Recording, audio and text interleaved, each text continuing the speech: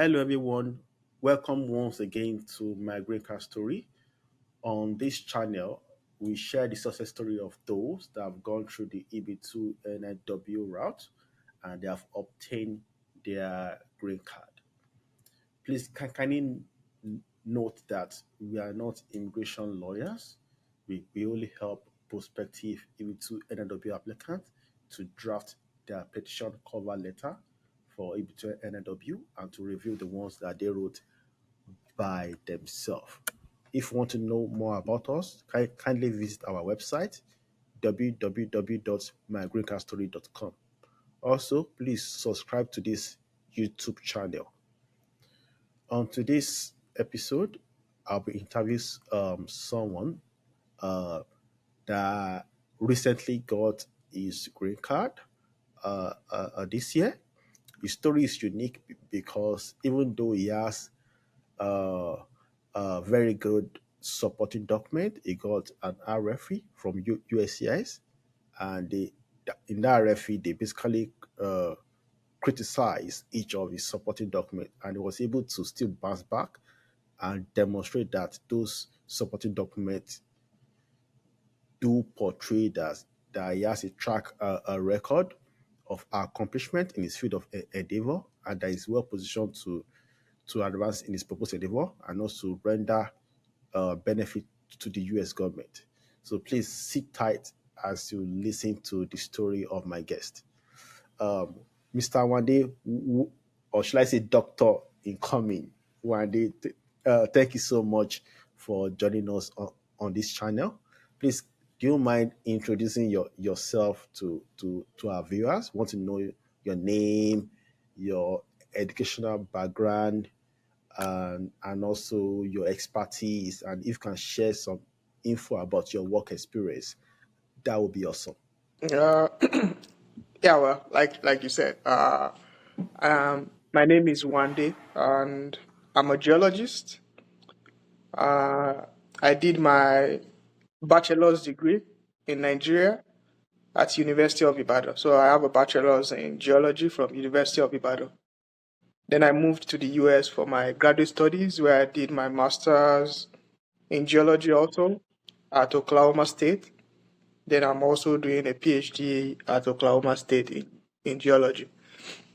Uh, First, I'm happy to be here. Thank you for inviting me. And I just, I would say my experience is just everything has always been in geology. So I have a bachelor's in geology, everything, graduate program in geology, and I'm also working as a geologist. So my petition too was based on geology and what I can offer the US based on my experience. Okay. Thank you so much for that brief introduction. So the first question that I want to ask you is, why did you decide to apply for EB2 NIW? I believe that everyone has a reason why they applied for, or why they are trying, or why they are applying for EB2 NIW. What was your own reason? Uh, it's I would my reason is it's I don't think I have like one specific reason for doing it. It's just based on research on how I can stay back in the US and work and contribute to the US economy in any way I can. So I had people that told that I talked to when I got here, when I was trying to explore different ways of uh, attaining permanent residence. And I got to know about from someone who also did EB2. So I got to know from the person that, oh, this is the route you can take. And I was so interested because one major thing for me was the fact that you can file for it yourself. You don't have to depend on getting employment with somebody and the employer has to file for you. So I like the fact that it's purely based on your merits and what you can offer, and you can do it on your own. So when I heard that, I was like, oh, this is one route I can take. There are so many out there, but it's by personal preference. People go through different ones, and I just chose this because of that. Okay, great, awesome.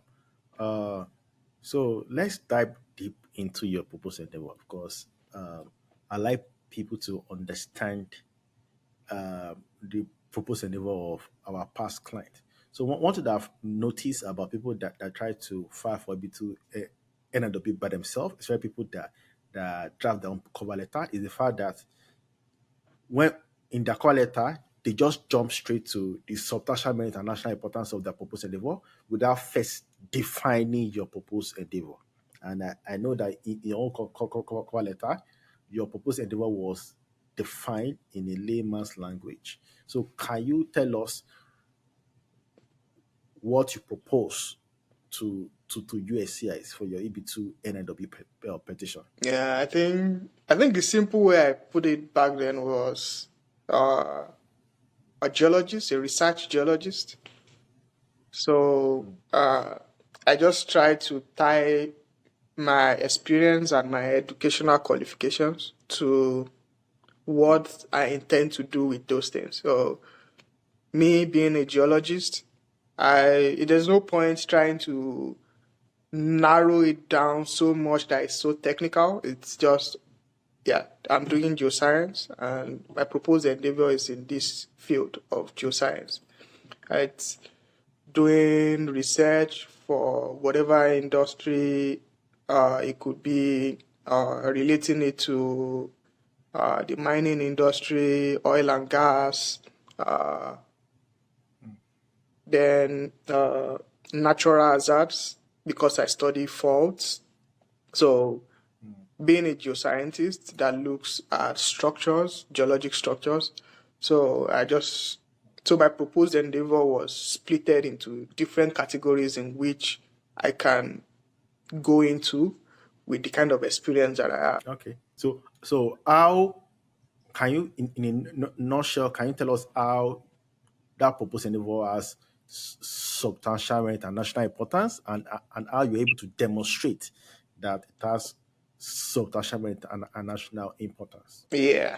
I think from what I just said, the proposed endeavor was not just into one specific industry. So the substantial merit was the fact that the qualification and experience can be applied and can be useful in so many industries. So I related my experience with the oil and gas and how exploration for oil and gas works, and the fact that the geology aspect of things is very important. And a country like the US, it's one of the big oil and gas country, and the substantial merit I explained in the petition was how my skill set can help in discovering or estimating oil and gas reservoirs. Then the fact that the US is also switching their economy into the green side of things. So they're looking at critical minerals. And in order to do that, you have to find all these mineral resources first. That's where you need geologists for all these things. And needing a geologist, you need to understand the kind of geologic structures you have somewhere. And so I was able to relate my personal experience and qualification to that aspect too. Oh, I can also be of my endeavor can be of substantial merit to the US in terms of mining critical minerals.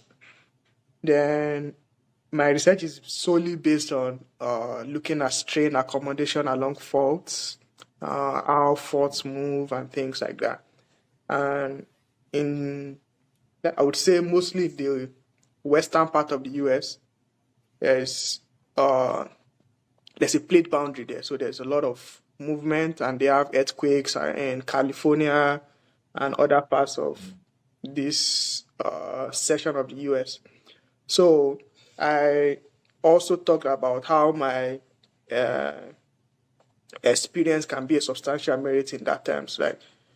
Because one thing is you can't really predict when an earthquake is going to happen, but you need to know like places that are in potential danger and the kind of danger they are in. So I I demonstrated how my skill sets can help the US in conducting researches that can help improve mitigation and preparation for seismic events. Yeah. Okay, great. Thank you so much. So, thank you so much for giving us like a brief overview of the first prong of your petition cover letter. So now the following question is about the second prong, which is that you are well positioned to advance in your proposed endeavor. So one thing that I've noticed so far is that writing, demonstrating that you're well positioned to advance your post endeavor is not really about how much you write. And that's the mistake that a lot of people make, is about what you can prove. So can you tell us 5 key evidence that you use to show that you are well positioned to advance your post endeavor, and what those evidence suggest about your record of achievement, your contribution to your field, and your recognition in your field? Uh, Evidences for that I'm For well well positioned. positioned, yeah, like some people that one is Uh, publications, other is citations, or for others it's yeah, award. So what were your own? okay. I think I had quite a number of those things that I used. Uh, like you said, I had a couple of publications, and they were published in really good journals, and I was able to prove like what it took to get these works done, the kind of collaborations I had to do with top researchers here in the US and outside the US in East Africa. Uh, then the amount of citations that I've gotten on those publications. And I was able to prove that because I got recommendation letters from some of the people that have cited my work. So just to show this is not just something that I just wrote up out of nowhere and it's not relevant to anybody. It's people are actually using it and they're citing the work. Then I think my I'm doing a graduate program. That's I was able to show that I'm still developing my skill set in that field. Then I've over my course of do I say career, I have racked up quite a number of awards and like awards, grants, fellowships, and things like that. So I was able to put down like the amount of scholarships that I've gotten from different like multinational organizations. Then I also wrote for one of my research. I wrote a research grant. It was an NSF based for graduate student research grants that I got through like geochronology side of geology. I I wrote the grant. I wrote the grant for the grant proposal for the research. Got it funded. Then I did the actual research, and there's a paper from that. So it went from like the inception to the finishing. So that's one way to prove you're actually doing something in that field and uh, you're getting recognition for it. I think I've also had maybe some invited talks. Then I've presented at different conferences. Those were things that I put as evidences that I'm well positioned and contributing to the field that I'm saying I'm working in. Is that five? Is that five Oh, already? I don't know. I think it's It's five. I'm not even counting, but I think it's five. Okay, great. So now the last part of the cover letter is that on the balance, it will benefit the US to waive the job offer and labor certificate. So how what benefit did you write in that cover letter in terms of how your expertise and your purpose and what will benefit the US? Can you tell us at least one of them? That's the first question. Then I have another question for you concerning the third prong. Uh, Can you still remember? I know it's a long yeah, time. it's. I think that was the trickiest part of the petition, trying to prove that, because uh, it's.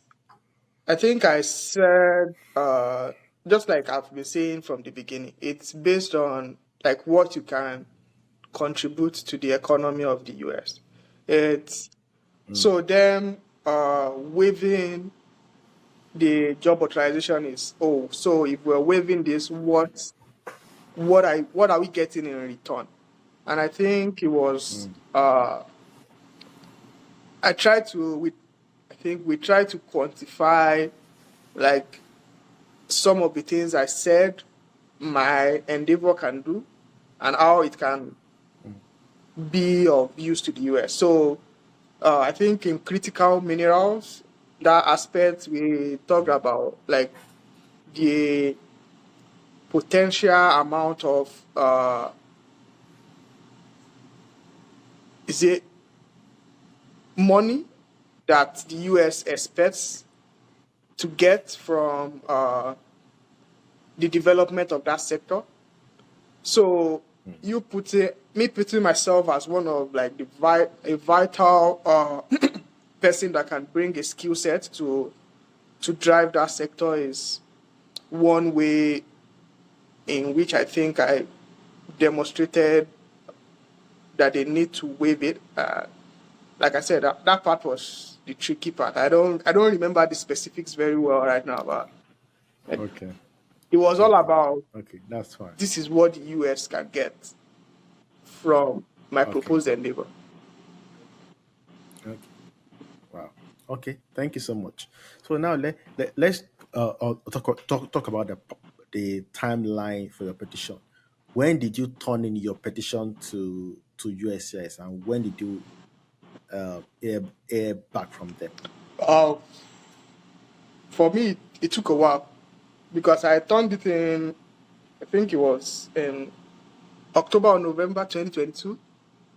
And That's a as long at time. that point, they were not even doing expedited applications for EB2. So I was already waiting before they started doing all that.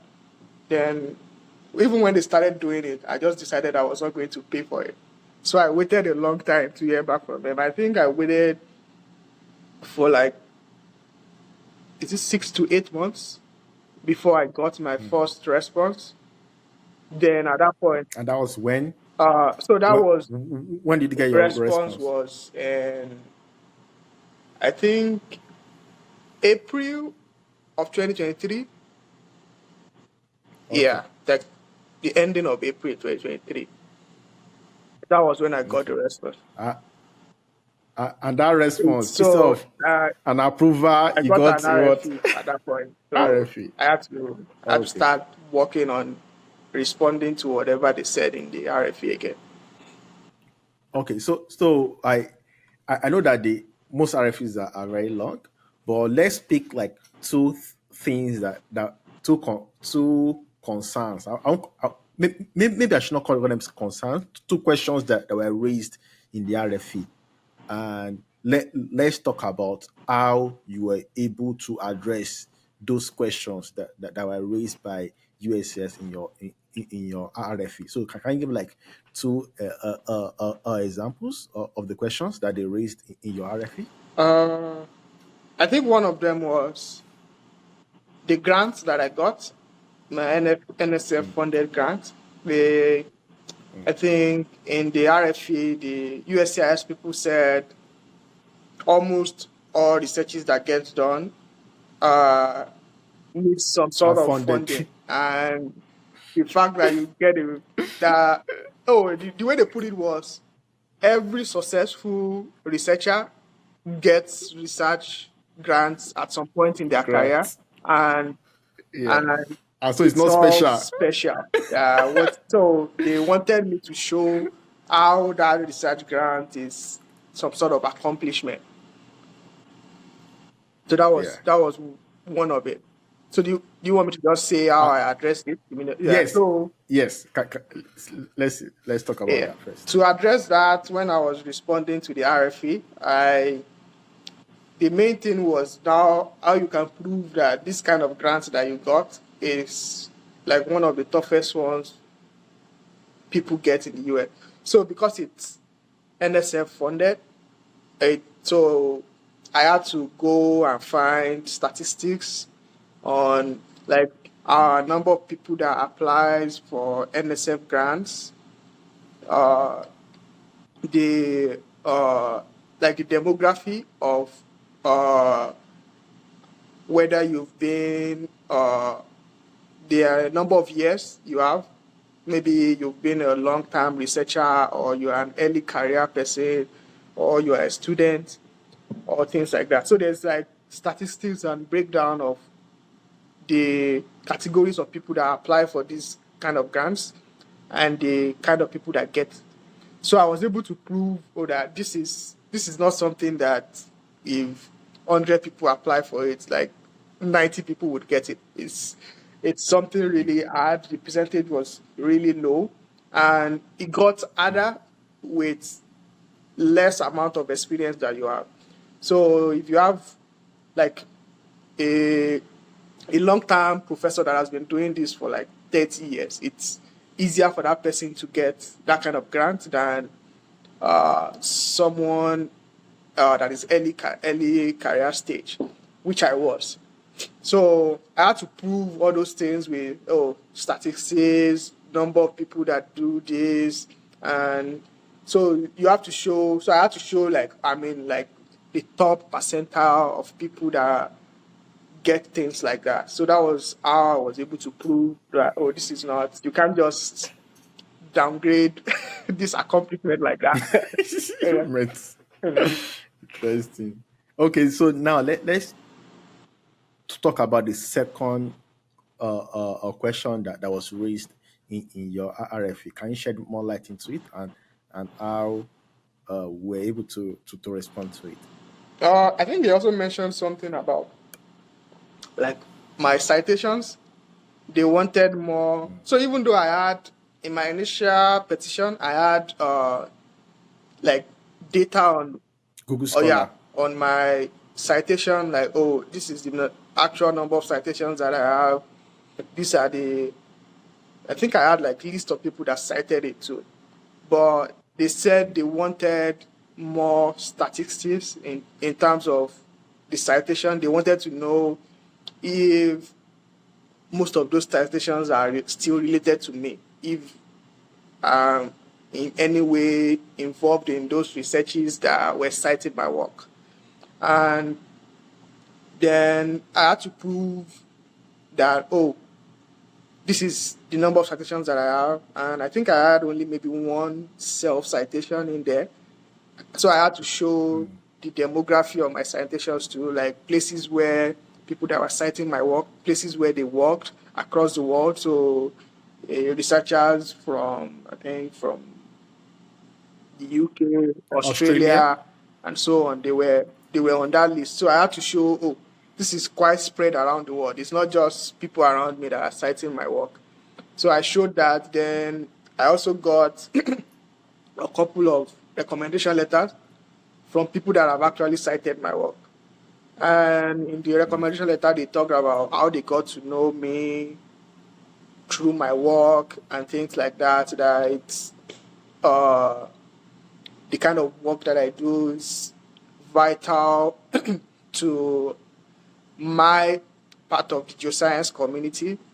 So that was, so apart from providing more statistics on how the journal, like the ranking of the journal, then the people and the demographic that were citing my work, I also got a recommendation letter from those people. Then I think I also got a letter from like an editor that published one of my paper.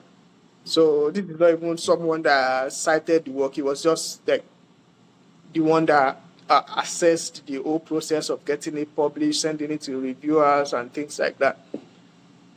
So I would say there are different ways of trying to prove all these things. It's just trying to find the the best way to simplify things for, because I believe these USCIS people, they don't, it's not like they know too much about your line of No. work. So you just have to try and simplify things for them as much as you can.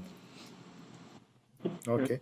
So when when did you send your the response to your RFE to USS, and when did they get back to you? Uh, I sent the response back to them. So they gave you, so when they send an RFE, they will give you a deadline.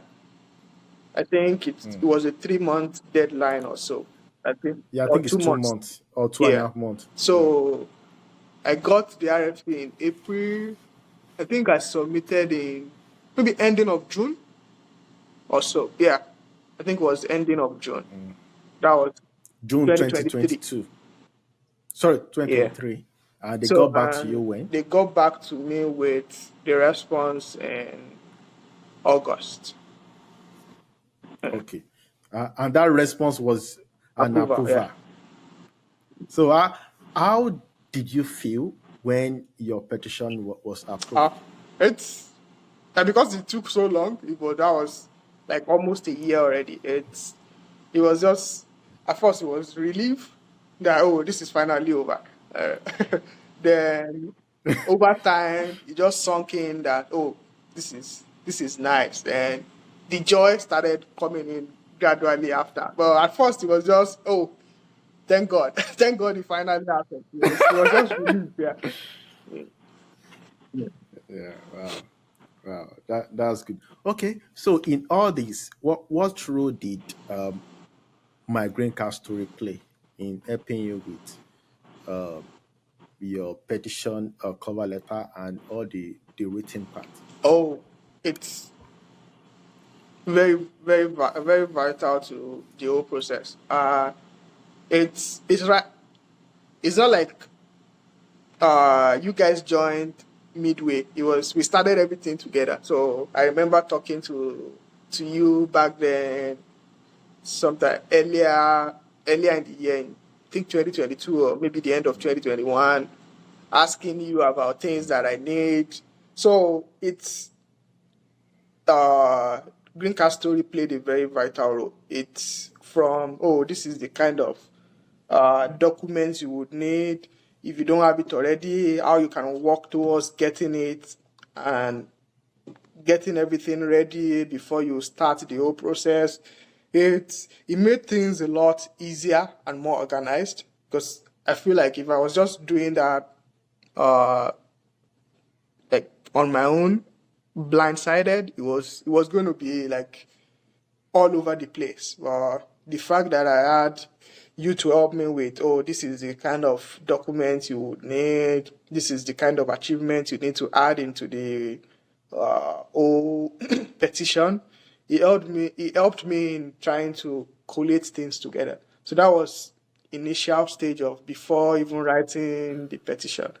Then when I had the whole thing Okay. collated, then I remember we had a couple of meetings where you ask questions on best way to go forward, the proposed endeavor, how we can prove that, and so on. So it's, even though it was my story and my skill set, it's it was all put together to make sense and simplify things by the green card story and everything. So it was really helpful to have that kind of resource to help me out. Okay. So nowadays there's so many people that are trying to file for EB2 or NIW compared to when you filed for yours in 2022. So what advice do you have for those that are trying to put their petition cover letter together for EB2 NIW? Uh, I think the advice would be make sure you understand the old requirements first. Like go to USCIS websites, read their instructions. They have different categories, requirements that they have stated that this is what they are looking for. So I would say the first thing to do is make sure you are able to tick those boxes for yourself. It's not like, oh, I have this, but the other one is a maybe, and you still think you're going to file it. It's better to have everything all organized and ticked, and you know you meet the requirements, then file for it, than to just file and get rejected because you're paying for these things too. Yeah, and it takes time to come up with a petition. So I would say my advice is just be calm and be strategic with what you want to do. It's being strategic is trying to make sure because these requirements is not like something you can just get overnight. So being strategic is read these requirements. If you don't have them yet, set out a plan for yourself. Oh, by this time, maybe in the next 6 months, I'll make sure I have things that I can use to prove this part so that I meet these requirements. So I think it's all about being prepared and strategic about what you want to do. And that should cover it. Okay. Thank you so much, Mr. Wande, for honoring our invitation to interview you about your EB2-NIW petition. We are very grateful.